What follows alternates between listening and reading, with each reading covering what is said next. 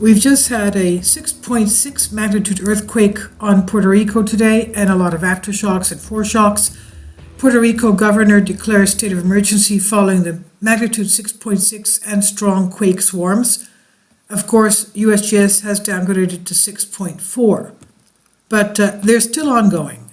Now, after the 5.8 that we had yesterday and the 5.8 that we had in Mexico before that, 5.3 in Guatemala before that, we know there's a scenario of a subduction zone and plates clashing against each other. It's the North American plate and the Caribbean plate. We have a lot of volcanoes in that area.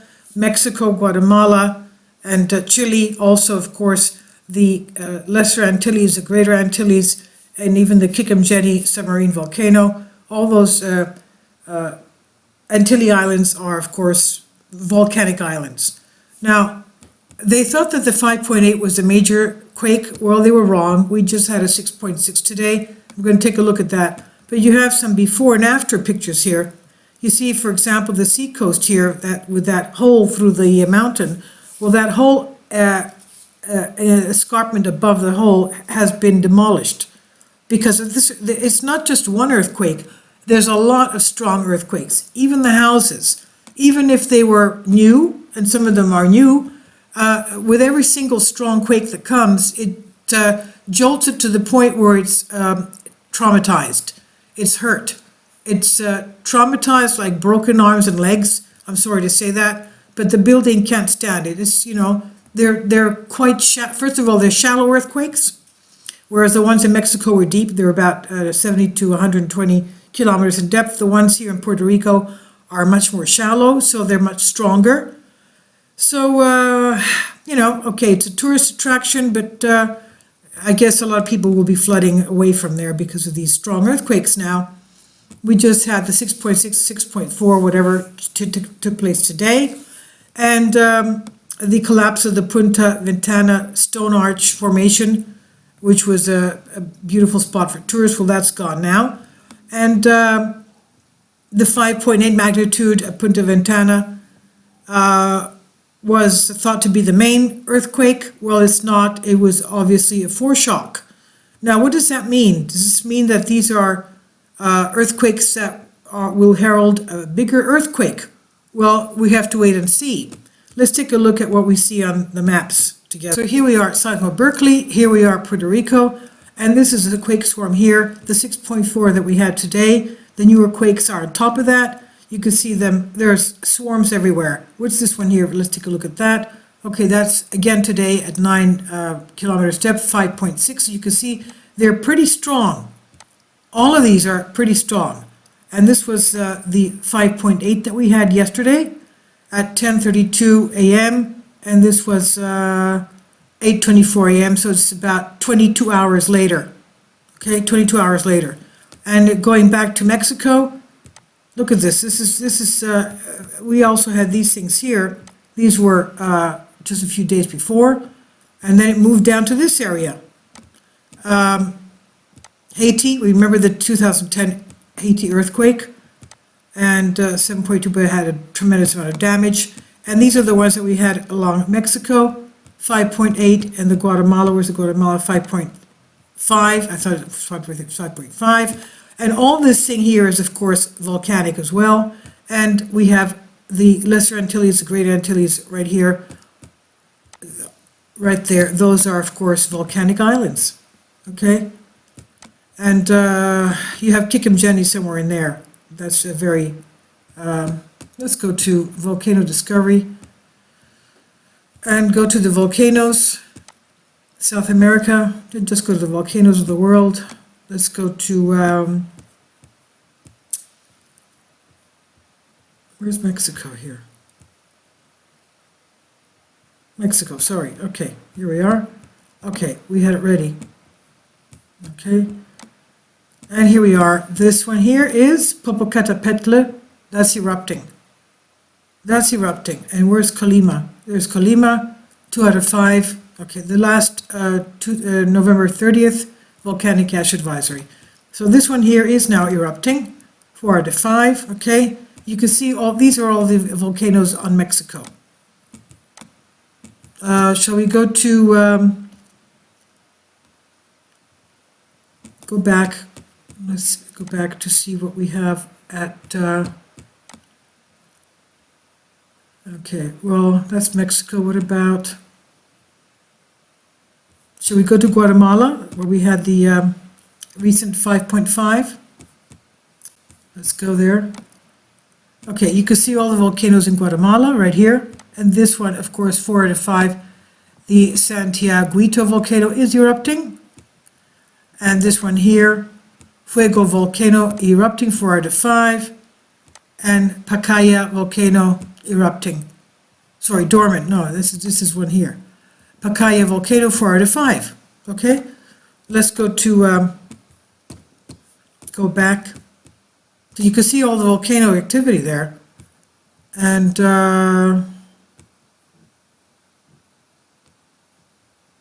okay, how do I find the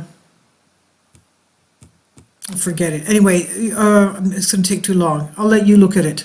Volcano discovery. Active volcano map. Let's go here. Let's see what we have. Maybe we'll find them easier that way. And let's go in. Okay.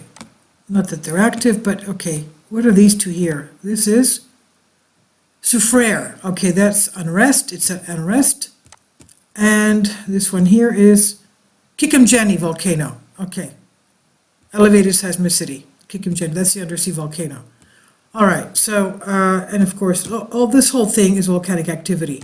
You know, I'm concerned about the mid-continental rift here because, you know, there's magma under here. That's where we had the recent earthquakes going into Kansas and Oklahoma and Tennessee, Texas. And of course, this is a different rift than the New Madrid seismic zone rift, the Real Foot rift zone, which goes from Mississippi up, flanks Lake Erie, Lake Ontario, and out to the St. Lawrence Seaway. This is already cracked, as you can see, and the Mississippi is cracked. It has a very small amount to go to because this is a rift zone, and there's magma under there. Wherever you have a rift zone, you have magma underneath, pushing up and splitting the continents. So this thing is splitting to the east. Mid-continental rift it's being fed magma underneath. The geologists don't know where the heck it's coming from. I wouldn't be surprised that it has to do with this thing here, along here. And maybe there's an arm going up this way.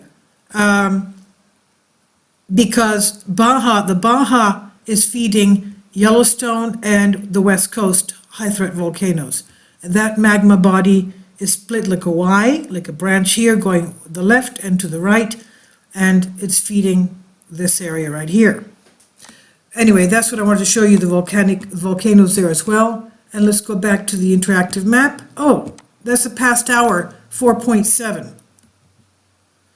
How many felt that? So you can see it's pretty, I guess maybe it's too early.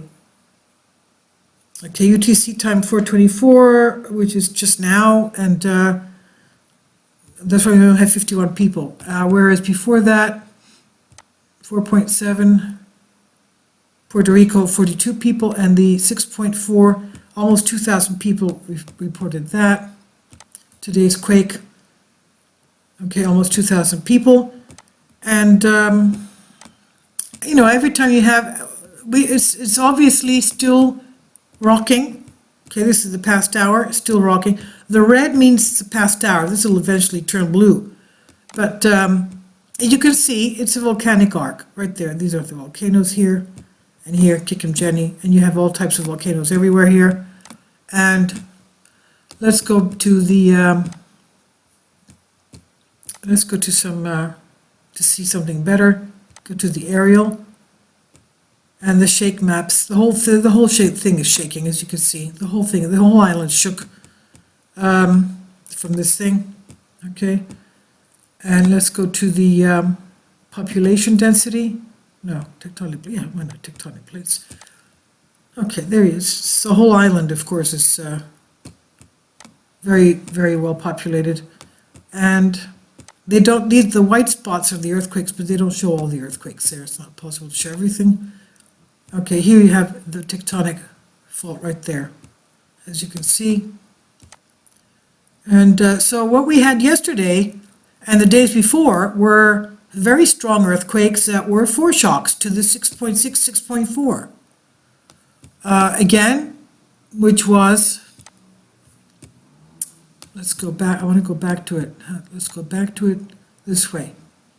Okay, we'll go back to it this way.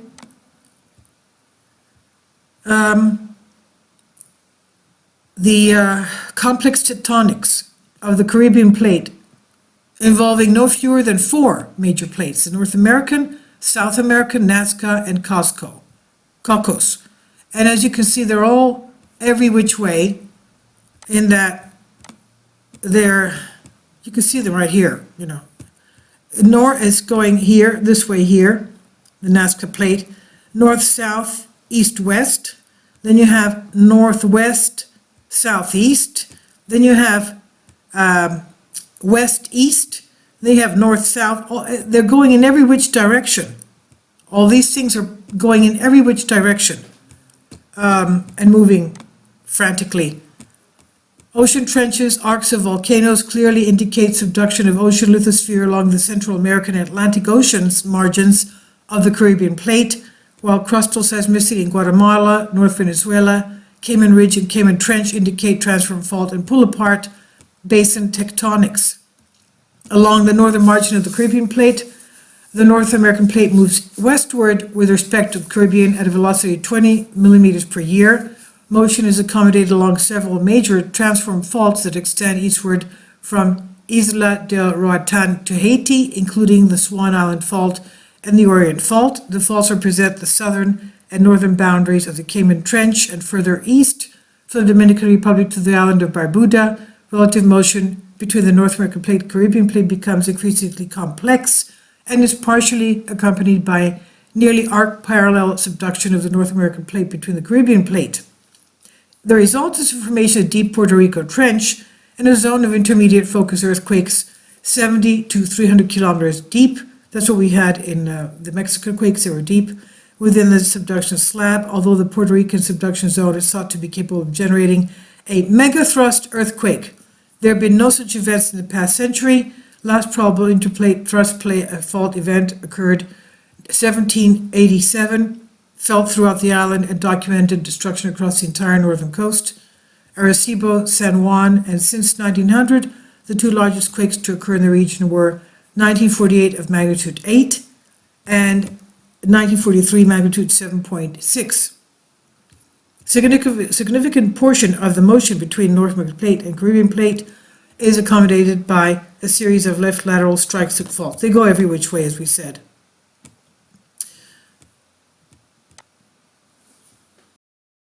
Now, in the meantime, with these quake swarms, we've had very strong quakes. We've had damage to buildings. The 6.6 magnitude earthquake downgraded to 6.4 by USGS. They hit Puerto Rico today, located 5 kilometers southwest of Talaboa, and it was shallow. It was 10 kilometers depth. The governor of Puerto Rico, Wanda Vasquez, declared state of emergency, and she activated the National Guard today following a 2-day series of earthquakes that hit the Caribbean island. El Nuevo Dia newspaper reported, and the governor turned to Twitter to call to people to remain calm.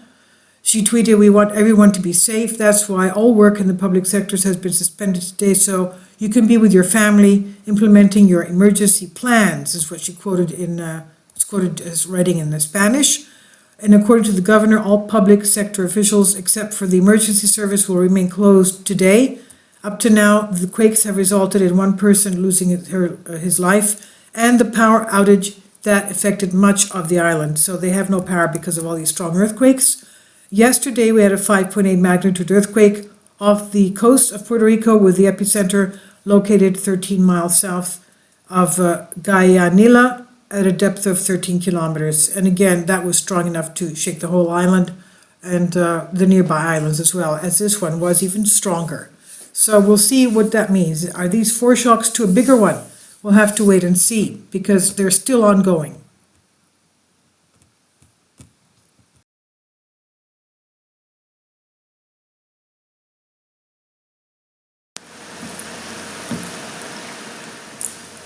If you'd like to join me on my Patreon account, you will hear content not covered by mainstream media.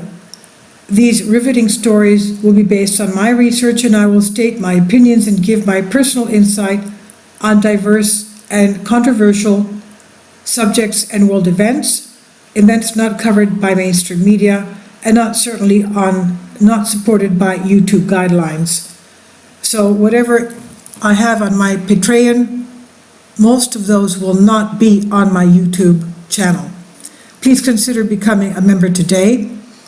More of the most significant and important videos will be on my Patreon channel.